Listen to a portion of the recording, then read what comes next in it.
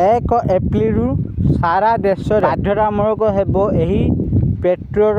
ଜାଣନ୍ତୁ ଆପଣଙ୍କ ଗାଡ଼ି ଉପରେ କ'ଣ ପଡ଼ିବ ପ୍ରଭାବ।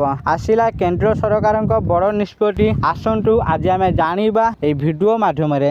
ତେଣୁ ଭିଡ଼ିଓକୁ ଆରମ୍ଭ କରିବା ପୂର୍ବରୁ ଆପଣ ସମସ୍ତଙ୍କୁ ଅନୁରୋଧ, ଯେଉଁମାନେ ଏପର୍ଯ୍ୟନ୍ତ ଆମ ଚ୍ୟାନେଲକୁ ସବସ୍କ୍ରାଇବ୍ କରିନାହାନ୍ତି ଆପଣମାନେ ଏବେ ହିଁ ଆମ ଚ୍ୟାନେଲକୁ ସବସ୍କ୍ରାଇବ୍ କରନ୍ତୁ ଆଉ ଏହି ଭିଡ଼ିଓକୁ ବହୁତ ମାତ୍ରାରେ ଲାଇକ୍ ସେୟାର କମେଣ୍ଟ କରନ୍ତୁ।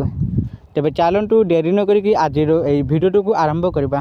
କେନ୍ଦ୍ର ସରକାର ଇନ୍ଧନ ସମ୍ପର୍କରେ ଏକ ବଡ଼ ନିଷ୍ପତ୍ତି ନେଇଛନ୍ତି। 1 ଏପ୍ରିଲ 2026 ଠାରୁ ସମସ୍ତ ରାଜ୍ୟ ଏବଂ କେନ୍ଦ୍ରଶାସିତ ଅଞ୍ଚଳରେ 20% ଇଥାନଲ ମିଶ୍ରଣ ଏବଂ ସର୍ବନିମ୍ନ 30 ଅକ୍ଟେନ୍ ନମ୍ବର R1 95 ସହିତ ପେଟ୍ରୋଲ ବିକ୍ରୟ କରିବା ବାଧ୍ୟତାମୂଳକ ହେବ।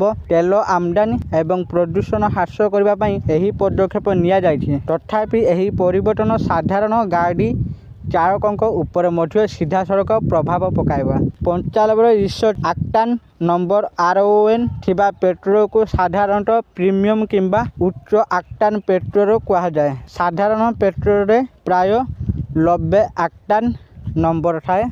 ଅକ୍ଟାନ୍ ସଂଖ୍ୟା ଯେତେ ଅଧିକ ହେବ, ଇଞ୍ଜିନରେ ଇନ୍ଧନ ସେତେ ଦକ୍ଷତାର ସହିତ ଜଳିବ ଏବଂ ଫ୍ରି ଇଗ୍ନିସନ୍ ସମ୍ଭାବନା ସେତେ କମ୍ ହେବ। 95 R1 ପେଟ୍ରୋଲ ସୁଗମ ଡ୍ରାଇଭିଂ, ଉତ୍ତମ ଶକ୍ତି ଏବଂ ଉତ୍ତମ ତ୍ୱରାନ୍ୱୟ ପ୍ରଦାନ କରିପାରିବ, ବିଶେଷ କରି ଟର୍ବୋ ଚାର୍ଜ କିମ୍ବା ଉଚ୍ଚ କ୍ଷମତା ଇଞ୍ଜିନ୍ ଥିବା ଯାନଗୁଡ଼ିକରେ।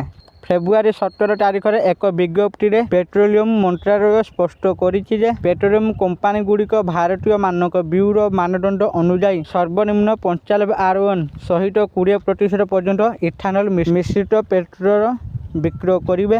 ଏହାର ଅର୍ଥ ହେଉଛି ଭବିଷ୍ୟତରେ ସାରା ଦେଶରେ ଉପଲବ୍ଧ ପେଟ୍ରୋଲ ଷ୍ଟୋର ସମାନ ଏବଂ ଉଚ୍ଚ ମାନର ହେବ।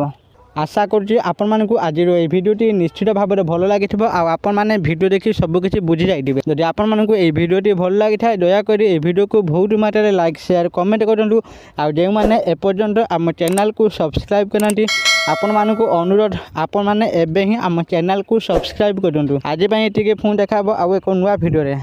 ସେତେ ପର୍ଯ୍ୟନ୍ତ ମୁଁ ଦୀପୁ ଆପଣମାନଙ୍କ ଠାରୁ ବିଦାୟ ନେଉଛି। ରହୁଛି, ଧନ୍ୟବାଦ।